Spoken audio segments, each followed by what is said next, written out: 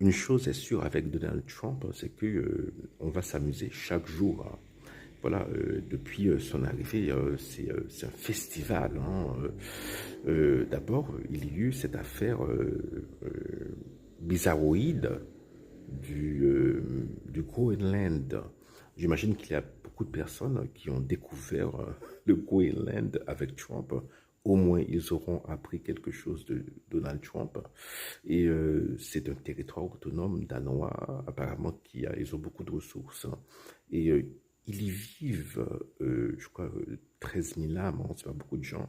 Donc, on envoie Team Six et en un quart d'heure, voilà, euh, euh, l'île est conquise et voilà, et, passons à autre chose.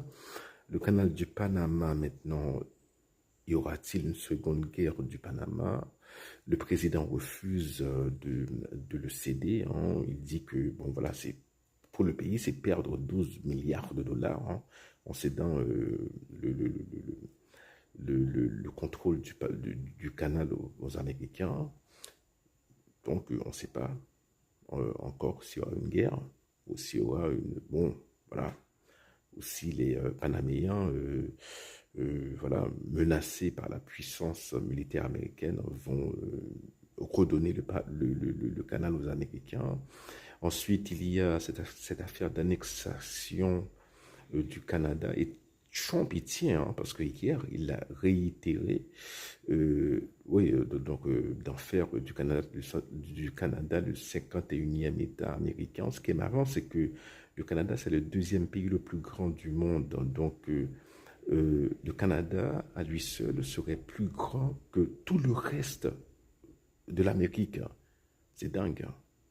Et là aussi, c'est le premier pays le plus, qui a la plus grande, c'est le pays qui a la plus grande superficie du monde. Et c'est presque deux fois la superficie américaine. C'est dingue, hein. C'est immense, hein.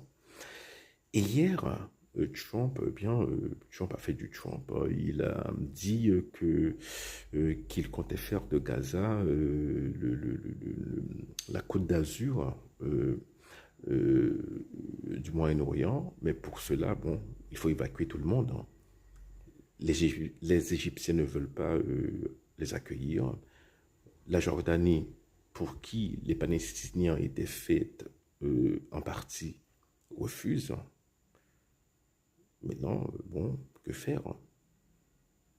Voici une idée pour le président Trump, hein. Les accueillir aux États-Unis, hein. Voilà. Case closed.